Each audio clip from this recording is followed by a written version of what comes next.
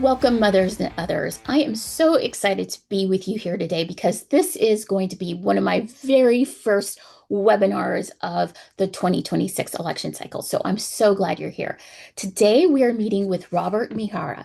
Robert is running for Texas State House Rep for House District 117. Welcome, Robert. I'm so glad you're here. It's a pleasure to be here. Thank you for having me.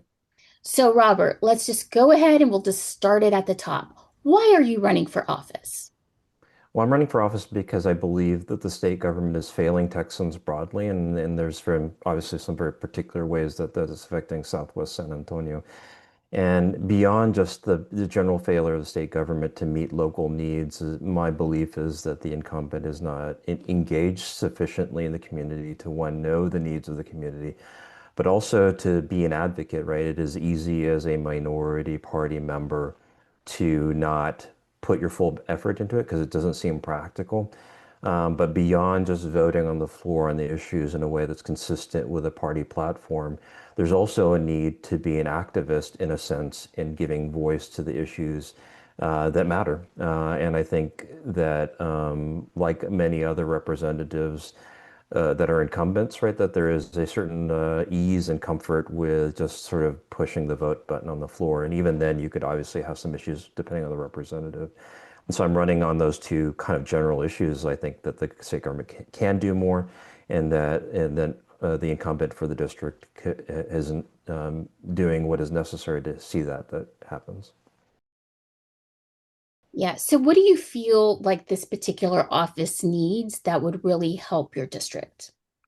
Well, I think what the office needs is what every representative needs. It's really just being in the community, engaged year round, right? There is this sense like that the state legislators are, it's a part-time position, right? So you're working the regular session, and then when special sessions occur, you step in and fulfill that role. But in my mind, what is necessary in this day and age of national media, 24-hour news, is that you need representatives that are truly engaged year round. So you're earning your job every single day, not just based on election cycles, but more or less on a daily basis, right? And so that's what the office needs, is someone that is willing to do that. And like I said before, to engage from the perspective kind of as an activist, to really fight for the issues that matter as they occur in the news cycle, rather than just trying to achieve movement through merely compromise, right? With the way that the state GOP has managed committee assignments and chairmanship positions, how they played some of the measures that have come up before the legislature. Redistricting is just one example, right? That if we're not playing on that level, if our representatives are not engaged in that way, that we're missing half the value that we need out of our representatives for the policies that we care about. Yes. So, you were actually running against an incumbent, Philip Cortez, for this office. How do you feel Philip Cortez did in this last election cycle representing your district? I mean, he did not break quorum. Yeah, I think that breaking quorum is sort of the obvious example, but I think probably what is equally instructive is how he behaved with many of the resolutions that brought measures before the voters and the constitutional amendments that occurred at the beginning of November, right? The basic math is that you need about a dozen Democrats to vote with the Republicans to move those measures and put them on the ballot. So if you're looking at the 17 amendments, I mean, arguably on many of them, like with the property tax relief, there is need for relief for certain people, whether it's surviving veteran spouses or what have you, right? That those things are somewhat good.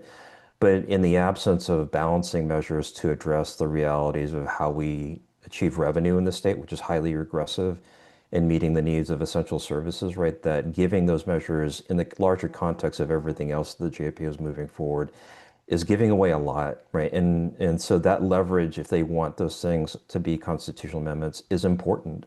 And so giving those away on many of those issues, if not all of them, depending on how you look at them, right, to me is indicative of a larger problem that I have with the incumbent, right? That if you look at the general vote on easy democratic issues, you might say, well, he's not so bad. But when you look at the critical votes where we have leverage, whether it's the quorum break on redistricting, or whether it's voting rights in the prior session, or these constitutional amendments, that we ought to be getting more for those compromises than we are. And I think the incumbent has given away too much for his part, for what we're getting in return with all that's at stake. Again, with how the GOP is playing in the legislature.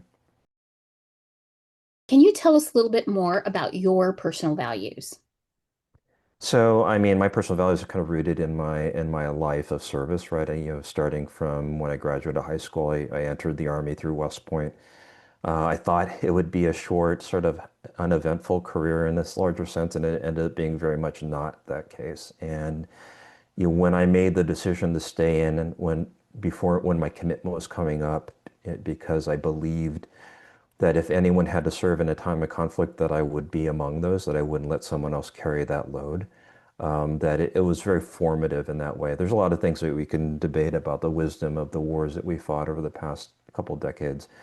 But I felt as a professional, if there was someone to stand in that position, that it would be me, not someone else. That's formative for me as an adult, as a professional. And for me, carrying that forward, that represents the sort of values of selfless service and kind of a sense of duty to community. And so the other sort of data point I would sort of underline there in terms of my personal narrative is when I had a choice when I retired from the Army of going the route that a lot of my peers had gone, which is there's nothing wrong with it. It just wasn't a fit for me, was going into corporate consulting or financial services management. And it just wasn't a good fit for me. I wanted at the end of the day I wanted to serve my community. And so I went to law school in my mid 40s because I wanted specifically to do public interest work, to do pro bono legal work in the community. And that's what I ended up doing almost from day one after I graduated and got my license. So those two values are kind of my guiding stars, and I consider those the reasons why I'm running for office. So, what do you believe are the top three issues in your district? I think they're pretty universal right across the state. One is public education. I know that a lot of people want to consider it a done deal with the voucher measures that were passed, right? But that was even if you want to go down that route, which I don't, it's only a partial solution, and even its supporters would admit that, right? But I think the battle's not over in public education. If for one reason among many other reasons is that education is such a foundational cornerstone for a vibrant democratic society. So the moment we give up on public education and allow whether it's Governor Abbott's sort of proposition that we get rid of property taxes to fund our public schools, whatever it might be, right? The moment we give up on that issue, then we give up on the society that we are fighting for in a very critical way. One of the comments I made to a lot of local Democrats is that public education, public schools are not just a place where we educate our children. They are central pieces of the public square, right? Where we people in society, no matter what your profession, walk of life, come together, and our children come together and come and share the same space, learn about one another, right? And that's one of the great threats of moving to these private education charter schools, right? Is we really give up on that vision that has really made the society that we value.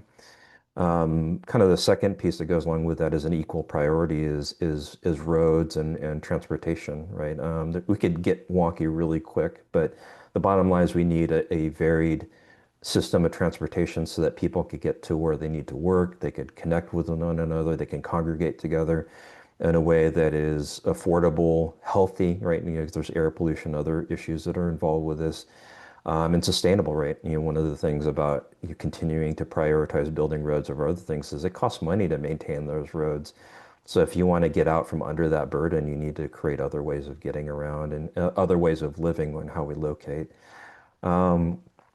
Third is just general issues of affordability that it goes towards not only wages, it goes to a whole host of things in terms of your ability to afford the cost of housing.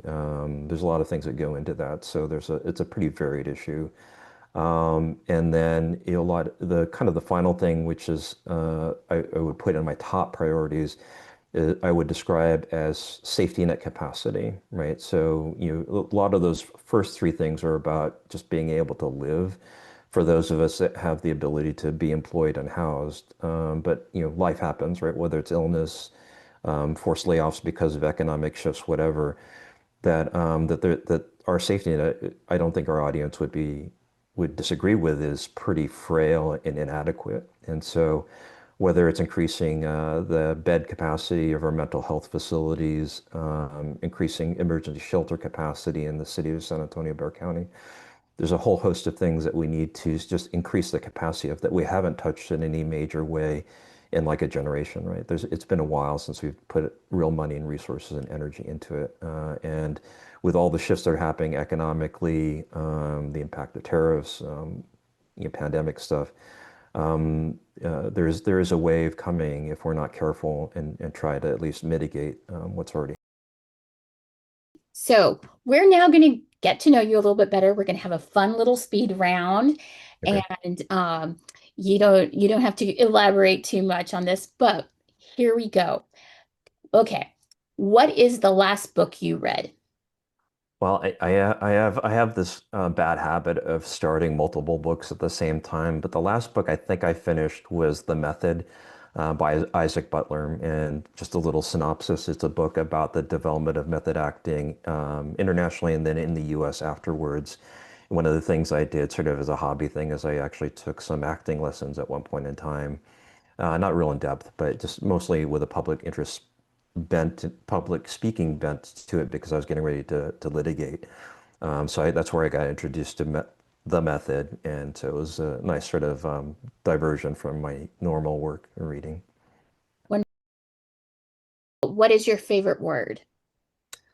I'm the worst person to ask for favorite things, but because I am chronically indecisive on those sorts of things. But I think for me, curmudgeon is probably one of those is emblematic of it because it's a very vivid word. I don't use it a lot, but it's one of those things that, I like words that are very vivid and evocative. I've had that side of me where I like the creative writing side, even though I don't do a lot of that as a lawyer. What is your favorite song? My favorite song right now, I think, is "Colors" by Black Puma. Black Pumas because I discovered the band some years ago. I went to a live concert and I like the vibe. I like the blend of musical styles that they bring, and that one I've enjoyed most recently because I've tried to pick up bass guitar, and it's one of those songs that I'm working on. Do you have a personal motto?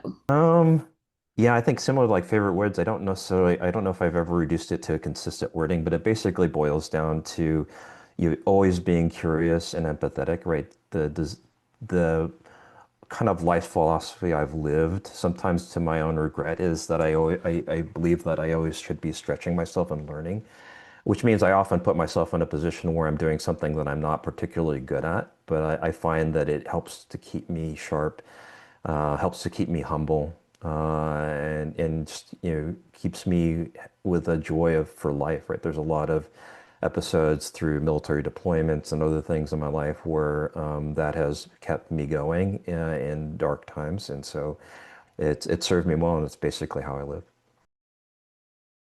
What is your favorite meal?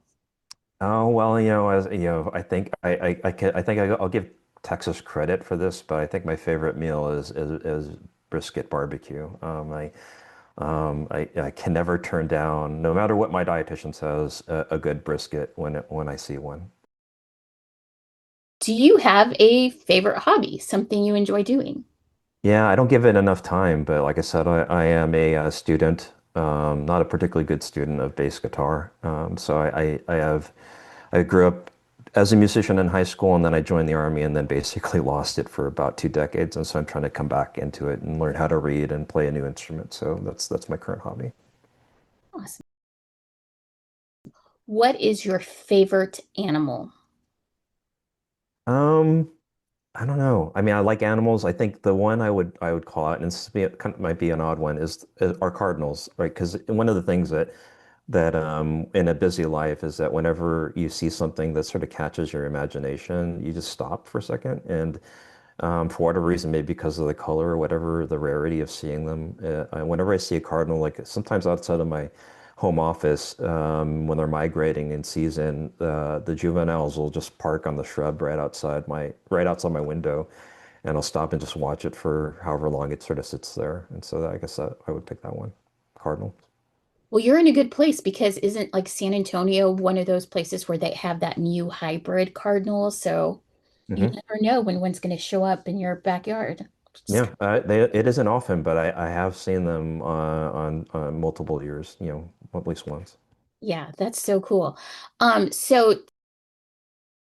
So tell us, Robert, where can we find out more information about your campaign? What are your URLs and how do we find you on social media? Sure. Yeah, the basic sort of home station would be my website at miharafortexas.com. So Miharafor Texas.com. And then my presence on social media is largely under the handle at Mihara for Texas.